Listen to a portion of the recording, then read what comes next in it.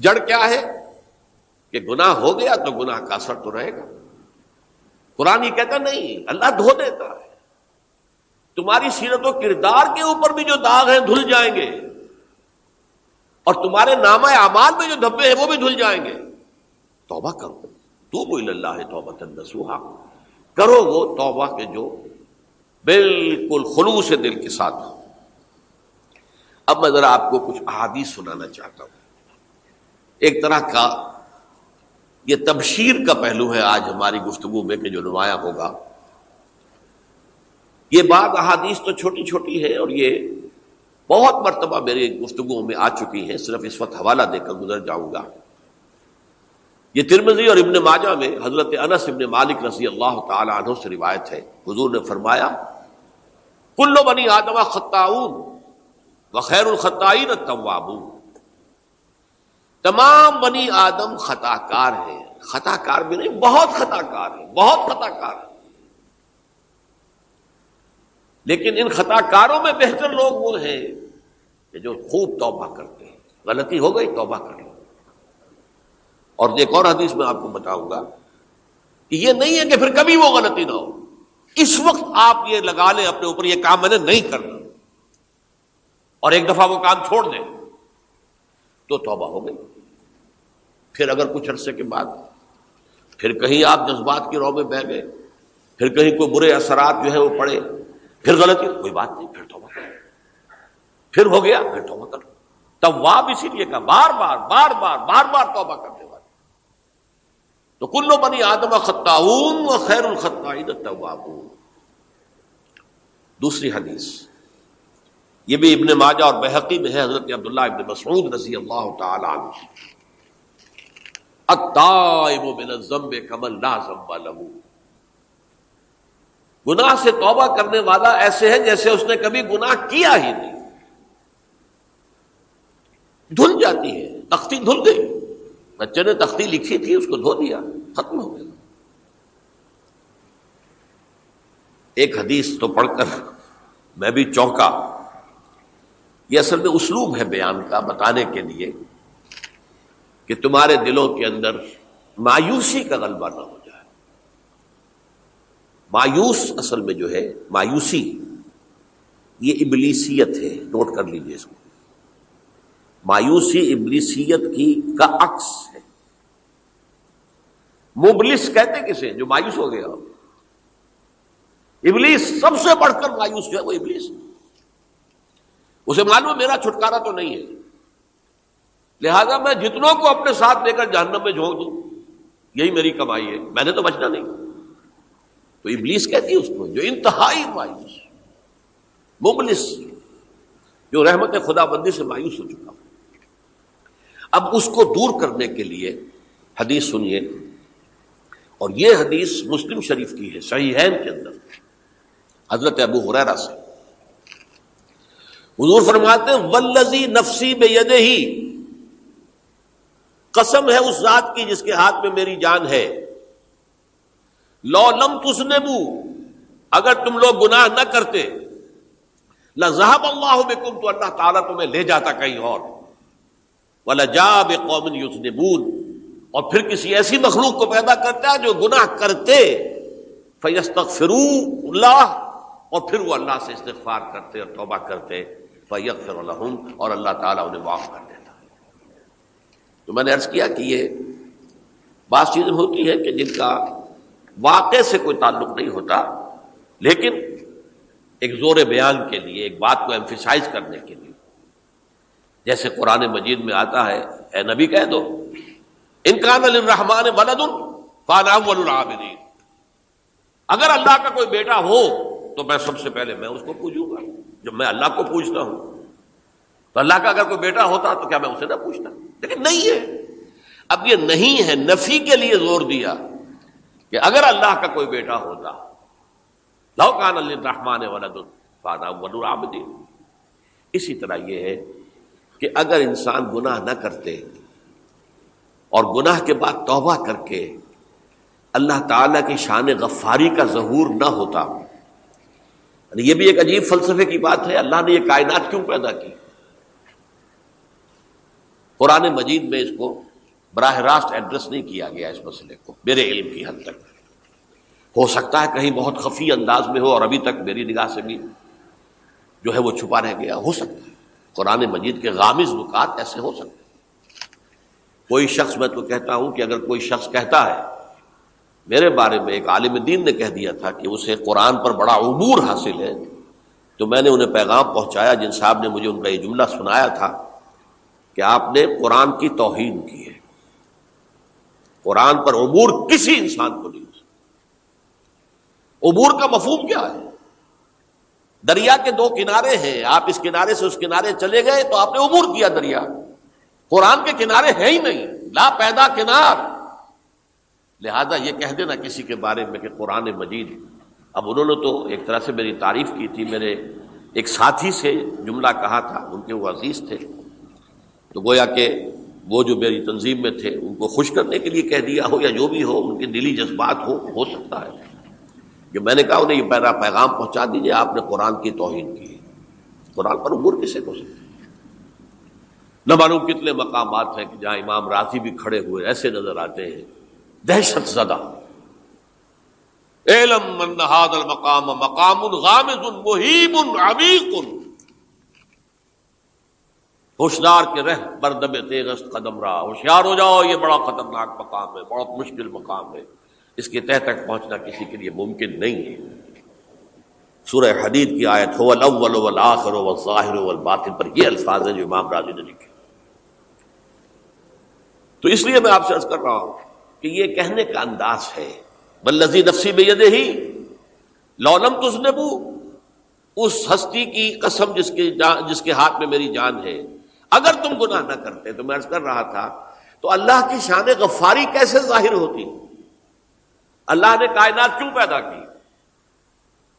کنت کنزا مخفیا فاحببت ان اعرف فخلقت الخلق. محدثین کرام اگرچہ اس حدیث کی سند کو پختہ نہیں مانتے، لیکن اکثر مفسرین نے اس کو تسلیم کیا ہے. علامہ آلوسی نے تسلیم کیا کہ میں ایک چھپے ہوئے خزانے کے مانند تھا. اب خزانہ کہیں پڑا ہے، اس کا کیا حاصل کیا ہے؟ وہ تو کہیں کھلے، کسی کے پاس جائے، کوئی اسے فائدہ اٹھائے تب تو کوئی فائدہ ہوا نا. تو کن تو کنزا مخفیا، میرے اندر طاقت تھی، قوت تھی، خلاقی تھی، میری شانیں ساری میرے اندر ہی اندر تھی نا.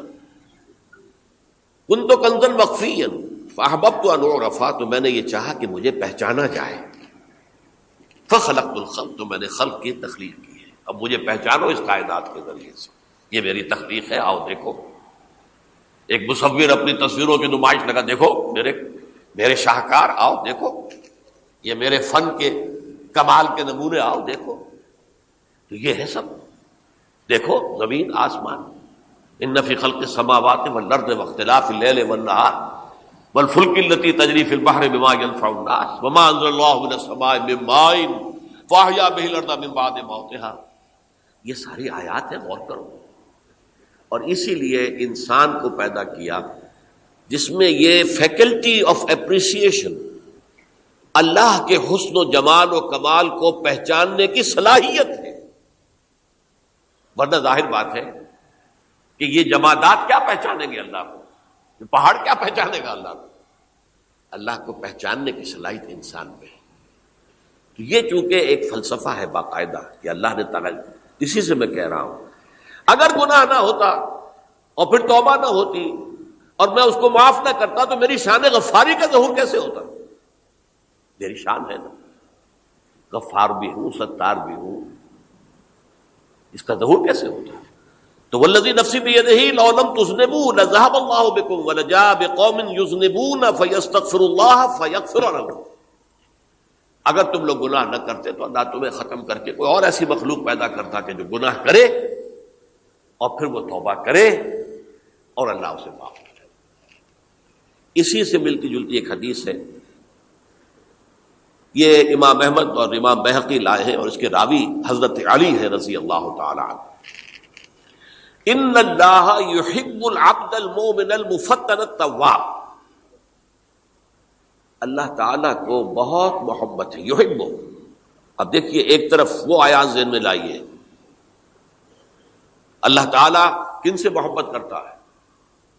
واللہ یحب المحسنین. یا وہ لوگ ان اللہ یحب الذین یقاتلون فی سبیلہ صفا کانہم بنیان مرصوص. اللہ محبت کرتا ہے اپنے ان بندوں سے جو اس کی راہ میں جنگ کرتے ہیں صفے باندھ کر، گویا سیسا پلائی ہوئی دیوار ہے. یہ ہے مثبت کام، نیک کام، محسنین، اللہ کی راہ میں قتال کرنے والے. یہاں اس کے برعکس کہا جا رہا ان اللہ یحب، اللہ تعالیٰ محبت کرتا ہے اپنے اس بندے سے، العبد المومن، جو مومن ہو. اس کی ایک اور بڑی پیاری حدیث آئے گی، المفتن التواب، جو بہت فتنوں میں مبتلا ہو جاتا ہو اور پھر بہت توبہ کرتا ہو. مفتن التواب، لیکن ساتھ ہی پلٹتا ہو، رجوع کرتا ہو، پھر اللہ کے حضور میں حاضر ہوتا ہو، پھر معافی مانگتا ہو. اللہ تعالیٰ کو اپنا ایسا بندہ بہت پسند ہے. اب میں کچھ اور حدیثیں آپ کو سنا رہا ہوں. توبہ کا دروازہ دو اعتبارات سے کہا گیا ہے کہ ایک وقت آنے پر بند ہو جاتا ہے. ایک حدیث کے تو الفاظوں میں نوٹ کر کے نہیں لایا ہوں کہ اللہ تعالیٰ نے توبہ کا ایک دروازہ اتنا چوڑا کھلا رکھا ہوا ہے کہ جس کو عبور کرنا جو ہے وہ سال ہر سال میں ممکن ہو، اور یہ بند نہیں ہوتا جب تک کہ سورج مغرب سے طلوع نہ ہو جائے. یہ قیامت کی جو آخری، قریب قیامت کی جو آخری نشانیاں ہیں ان میں سے وہی حدیث میں آپ کو سنا رہا ہوں. عن ابی ہریرہ رضی اللہ تعالی عنہ، اور یہ مسلم شریف کی روایت ہے، من تاب قبل ان تطلع الشمس من مغربها تاب اللہ علیہ. سورج کے مغرب سے طلوع ہونے سے قبل تک جو لوگ توبہ کریں گے اللہ تعالیٰ ان کی توبہ قبول کر لے گا. البتہ جب وہ قیامت کی وہ نشانی ظاہر ہو جائے کہ سورج مغرب سے طلوع ہو رہا ہے، اب دروازہ توبہ کا بند ہے. اب اس کے بعد اگر توبہ کوئی کرتا ہے تو اللہ تعالیٰ اس کی توبہ کو قبول نہیں کرے گا. یہ تو اجتماعی سطح پر ہوئی. انفرادی سطح پر ان عبداللہ ابن عمر رضی اللہ تعالی عنہما عن النبی صلی اللہ علیہ وسلم قال ان اللہ عز وجل یقبل توبۃ العبد ما لم یغرغر. یہ ترمذی میں ہے حضرت عبداللہ ابن عمر رضی اللہ تعالی عنہما سے کہ اللہ تعالیٰ اپنے بندے کی توبہ قبول کرتا ہے جب تک کہ وہ جسے ہم کہتے ہیں گھنگرو نہ بولنے لگے حلق کے اندر، جبکہ نزع، عالم نزع ہو اور جان جو ہے وہ آتا پھر یہاں اٹکتی ہے، تو اس وقت تک دروازہ کھلا ہے توبہ کا. لیکن جب یہ شکل ہو گئی تو دروازہ بند. یہ انفرادی سطح پر ہو گیا. جب آپ کے موت کے آثار اتنے واضح ہو گئے کہ اب جا رہے ہیں، اب توبہ کریں گے تو توبہ قبول نہیں ہوگی. اجتماعی سطح پر جب قیامت جو ہے اس کی وہ گھڑی آ گئی کہ سورج مغرب سے طلوع ہو گیا، اب توبہ کا دروازہ بند.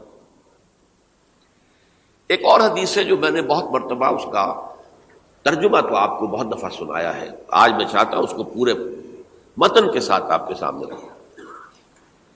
یہ حضرت انس بن مالک رضی اللہ تعالی عنہ سے مروی روایت ہے جو حضور کے خادم خاص تھے، اور یہ متفق علیہ بھی ہے، یعنی بخاری میں بھی ہے، مسلم میں بھی ہے، لیکن تھوڑا سا فرق ہے الفاظ کا. تو جو مسلم شریف کی روایت ہے اس کے الفاظ کیا ہے؟ للہ اشد فرحا بتوبۃ عبدہ حین یتوب الیہ. جان لو اللہ تعالیٰ کو زیادہ خوشی ہوتی ہے اپنے کسی گناہ گار بندے کی توبہ سے جب کہ وہ توبہ کرتا ہے. کس سے زیادہ ہوتی ہے؟ اب اس کی ایک تمثیل دی. من احدکم، ایک ایسے شخص سے بھی زیادہ بڑھ کر خوشی ہوتی ہے، کان علی راحلتہ بارض الفلات، کہ جو بہت ہی دور دراز کے اور سنسان علاقے میں سفر کر رہا تھا. فانتحرفت منہ، اس کی سواری جو ہے گم ہو گئی. وعلیہا طعامہ وشرابہ، اسی پر اس کا کھانا بھی تھا اور پانی بھی تھا. اونٹنی پر سفر کر رہا تھا، اسی پر ہوتا ہے راحلہ جو ہے راستے کا سامان. اچانک کہیں بیٹھا ہے تھوڑی دیر کے لیے سستانے کے لیے، کہیں اونگ آ گئی اور اونٹنی صاحبہ غائب ہو گئی. اب آنکھ کھلی اور اس نے دیکھا، فَأَيَّسَ مِنْهَا، تلاش کر کر کے مایوس ہو گیا، کہیں اٹھنے کا سراغ نہیں۔ اب ظاہر بات ہے کسی صحرا میں یہ کیفیت، اس کا مطلب کیا ہے؟ یقینی موت۔ فَأَتَىٰ شَجَرَةً فَاسْتَجَعَ فِي ظِلِّهَا وَقَدْ أَيَسَ مِنْ رَاحِلَتِهِ، تو وہ ایک درخت کے نیچے اس کے سائے میں آ کے لیٹ گیا، گویا کہ موت کی امید میں۔ فَبَيْنَهُمَا وَهُوَ كَذَلِكَ إِذْ هُوَ بِهَا قَائِمَةٌ عِندَهُ، اس کی کہیں دوبارہ آنکھ لگی ہے، جو کھولا تو دیکھتا ہے اونٹنی تو موجود ہے، کھڑی ہے، تو وہ فوراً اس کی وہ جو رسی ہے وہ پکڑتا ہے۔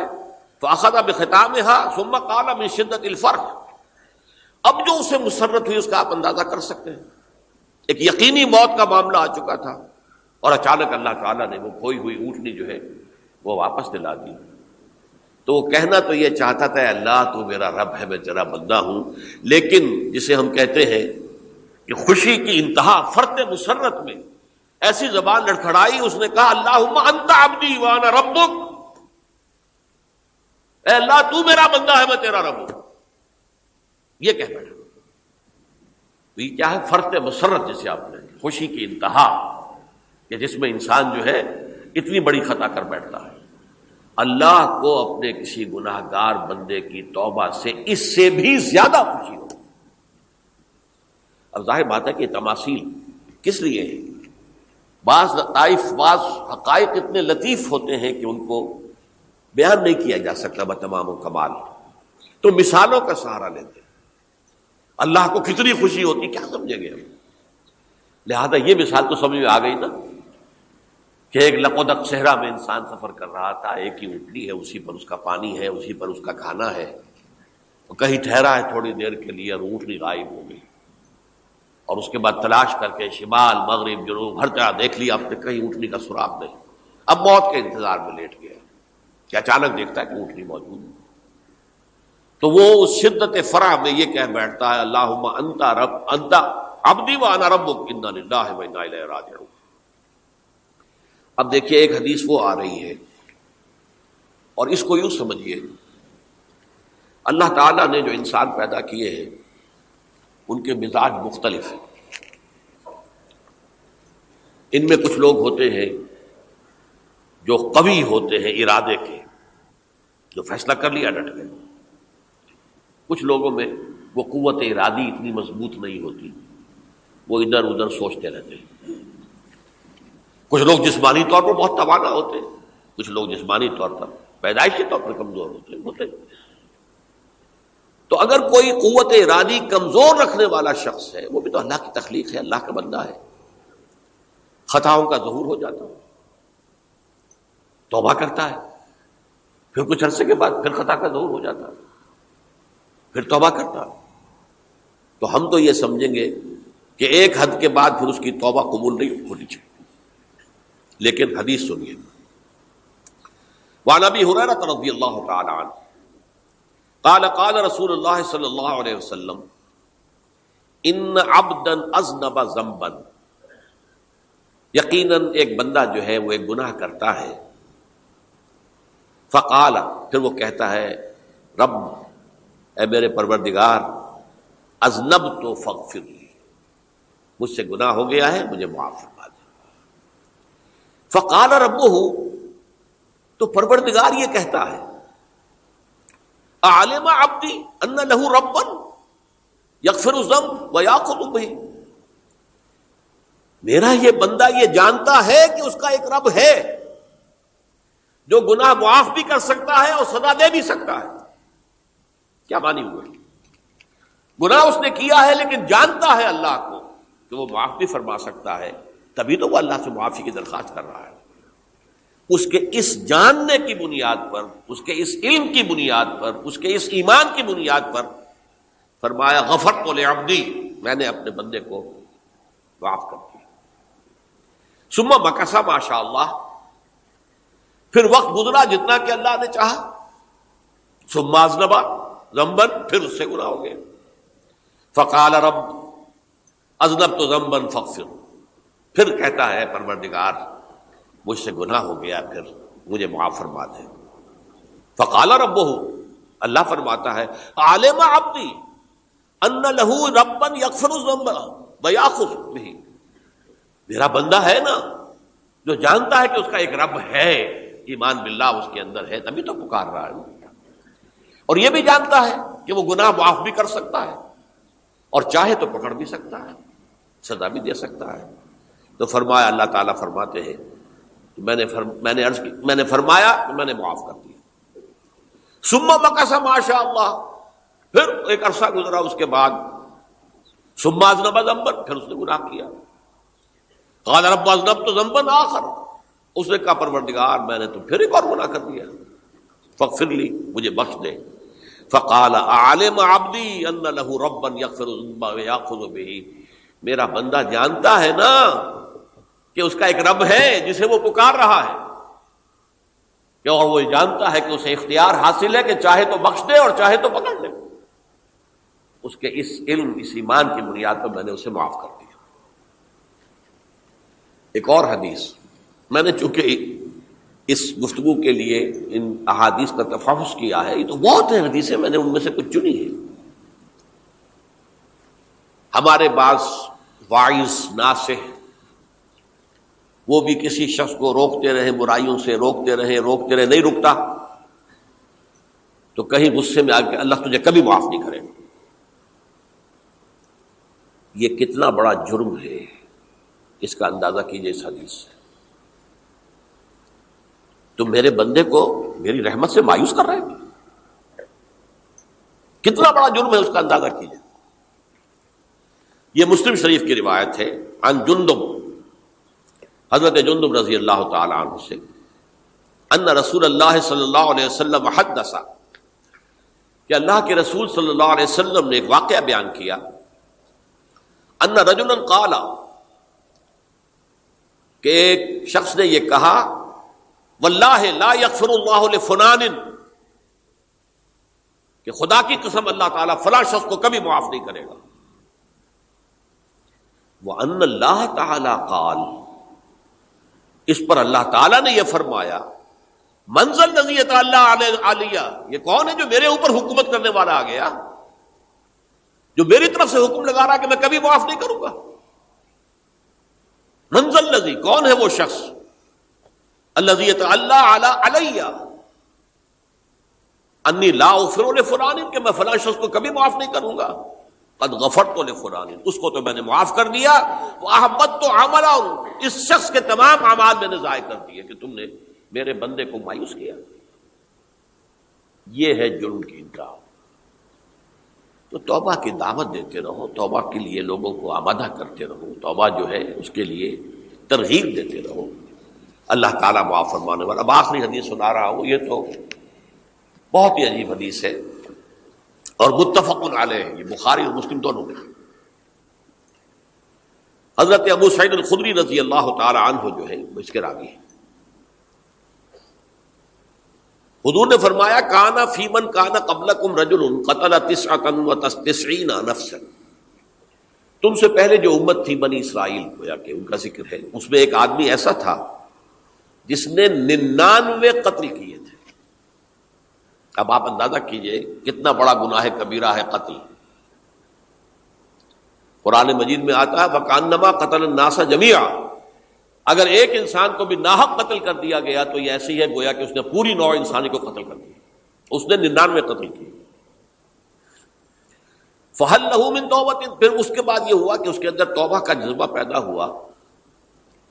فَسَأَلَ عَنْ أَعْلَمِ أَهْلِ الْأَرْضِ، تو اس نے پھر سوال کیا، لوگوں سے پوچھا کہ زمین میں رہنے والوں میں کون سب سے بڑا عالم ہے۔ فَدُلَّ عَلَىٰ رَاهِبٍ، تو اسے بتایا گیا فلاں راہب فلاں جگہ پر ہے، وہ بہت نیک ہے، بڑا عالم ہے۔ فَأَتَاهُ، وہ اس کے پاس آیا، فَقَالَ أَنَّهُ قَتَلَ 99 نَفْسًا فَهَلْ لَهُ مِن تَوْبَةٍ، انہوں نے کہا دیکھیے راہب صاحب، میں نے 99 انسان قتل کیے، اب مجھے یہ بتائیے کہ